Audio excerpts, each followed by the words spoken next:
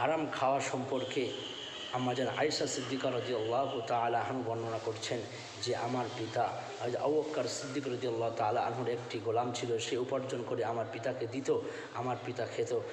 আবু বকর সিদ্দিক রাদিয়াল্লাহু তাআলা আনহুর গোলাম সে যা উপার্জন করে আনতো, আবু বকর সিদ্দিক রাদিয়াল্লাহু তাআলা আনহু সেটা ভক্ষণ করতেন। একবার তিনি কিছু খাবার নিয়ে এসে দিলেন, দিতে হযরত আবু বকর সিদ্দিক রাদিয়াল্লাহু তাআলা সেই খাবার ভক্ষণ করলেন।